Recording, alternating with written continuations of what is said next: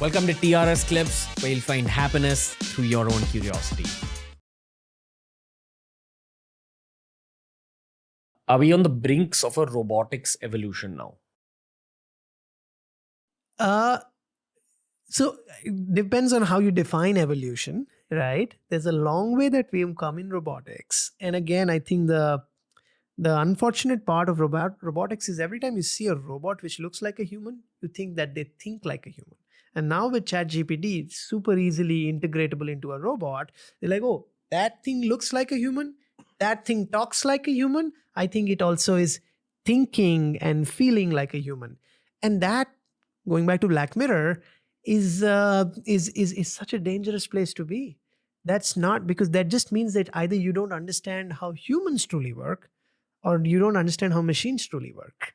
One of those has to be true. Actually, both of that has to be true. Because even if you understand one, you would know that how wrong the other side is. So unfortunately, that's the case with most people. They don't really understand how humans work or machines work in a true sense. And that is the reason why we start to think, oh, because I'm getting some answers here, it means that this is deep intelligence which is coming out, which in my mind is not very accurate.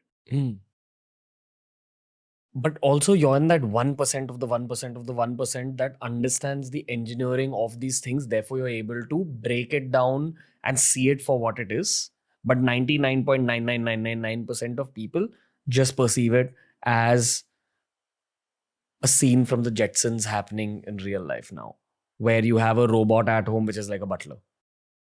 I think robot is still a butler. So I think you're actually accurate in terms of thinking that there is a robot with a butler, which is totally today, I think is already happening there, right?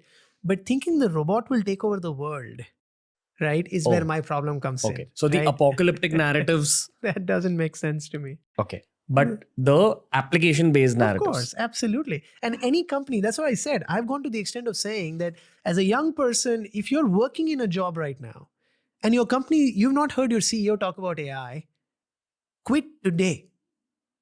It's that bad. I remember this very clearly in 2004. Okay. A relative of mine showed me a touchscreen phone for the first time. And it blew my mind. I was like, okay, this thing that you're holding in your hand, you can actually control with your fingers. Yeah. Dear Gen Zs, before that, you used to have to use buttons only. So to see a touchscreen phone for the first time was just mind blasting. I think seeing ChatGPT for the first time was pretty mind blasting as well. Yeah, totally. GPT-3 for all of us, for everyone. 100%. What's going to be the nearest and next mind blasting real world application which uses AI and or robotics? I don't know. So that I don't know about, but you're absolutely right. In fact, Bill Gates, when he first time saw GPT, this was before it was launched, he said, there are only two moments in my life that I clearly remember. And I knew that this will change the world. The first time when I saw the Macintosh with the GUI. Because imagine computer, GUI is the mouse, yes. So with the mouse, you had the graphical user interface where you could move the things and you're like, oh shit, now I know that everybody will be able to use it, right? He said, this is my second moment in life, right? Because everybody can use AI. So that's what I'm saying. It is an ultra powerful tool. But it is a tool with its own limitations. And to what you said, if 99.9% people don't understand it, the problem is that is where when you extrapolate that and you start thinking that, look, this can do anything and everything, that is not the case. It's very, very limited. There's a lot of stuff which it's totally handicapped in not being able to do. But what if you give it 100 years? I'm saying give it 1,000 years. If you give 100 years to the dog you just got, will it become a human?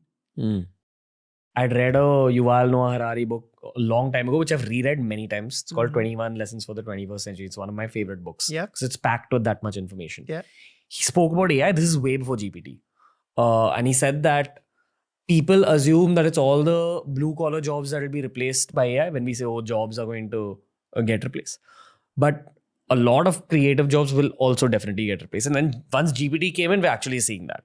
Totally. Where the demand for a graphic designer's work has slightly reduced because you can generate a lot of images on ChatGPT. Totally. he didn't talk about art and images. In fact, he used it as a difficult problem to solve. He said that the problem that will be solved in creative domains is music. You'll be able to create a lot of music because music can be broken down into numbers very easily. This much frequency, this much amplitude.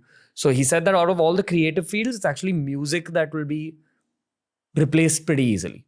We've seen elements of that. There is some AI generated music, etc. But he wasn't able to predict like these graphics and all. But that one chapter got me thinking about how mathematics is everywhere, all around us. Even images are basically mathematics. Which is why I personally think that if we can process that much data, maybe we are sitting on the brink of a science fiction revolution, which is the basis for this whole podcast. But you're the expert. Like you're actually sitting in Silicon Valley and working on these problems. Yeah. So are we on the brink of a revolution? The answer is, I think we just saw one with ChatGPT for sure. But as I said, that the distance between what you see in movies, by the way, even what you see today with ChatGPT is what you saw in Minority Report in a lot of ways, right? And you're able to see that. But again, that apocalyptic, that evil intelligence or super intelligence, which is able to do anything that you ask them to do and create anything you want. And I was like just I was looking at this and somebody was saying AI is so dangerous. If you tell AI that make me nail cutters and it runs out of steel, it will start using humans to create nail cutters and like some crap, right? It basically like tells me that unfortunately, because that gentleman who was talking about has no ideas about how AI works, right? Is the reason why he or she would even talk about something like that, right? Can you code something in AI where it actually goes ahead and goes beyond the initial ingredients and then tries to think through different ways of making a nail cutter? Maybe yes, right? But it's not like, oh, because this is gone, because there's no intent. There is no curiosity, which is there in AI. The intent is of the person running the AI.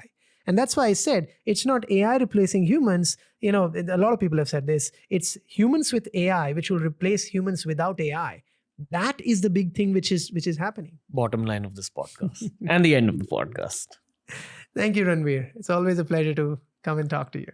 Hey, if you enjoyed today's clip, make sure you check out all the other clips we've uploaded on this channel. You'll find a clip related to almost every single topic as long as you're willing to search for it.